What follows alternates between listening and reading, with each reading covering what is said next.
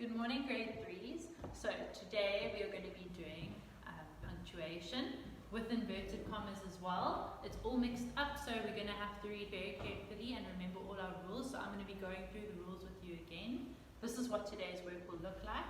So as I say, read the sentences carefully so you can identify, does it need inverted commas, doesn't it? And then we go back to our normal punctuation and capitalization rules.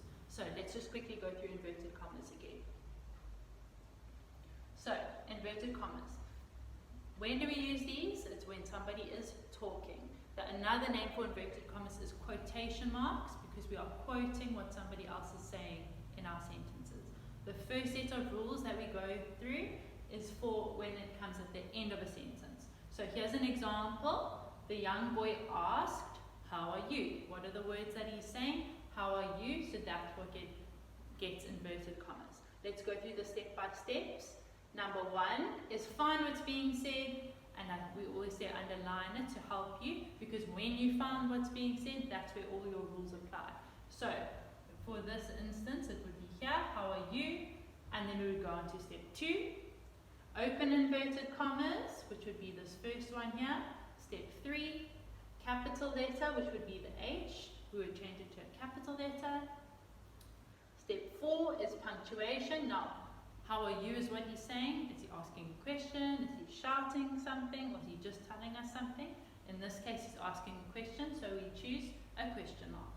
Next step is to close the inverted commas. So now our inverted commas, all the rules are done and we've done our sentence correctly. We go on to our very last step, which is comma before the first inverted commas, which is here. So it separates who's talking from what they're saying.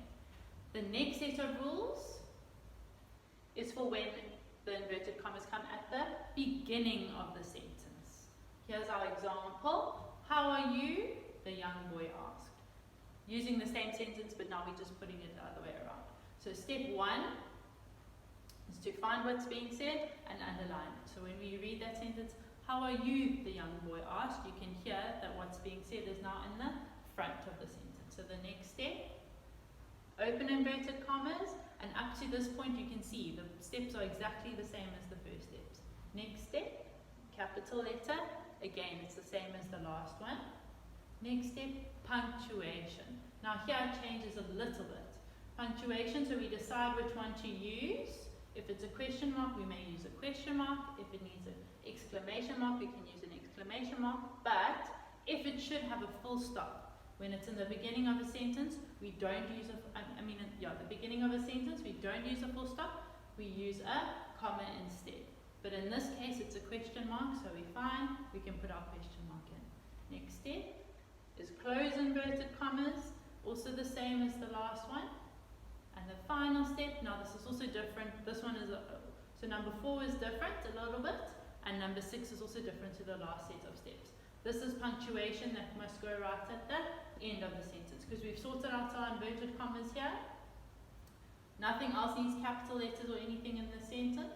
We put a full stop at the back, and it's always a full stop over here when we've had inverted commas at the beginning.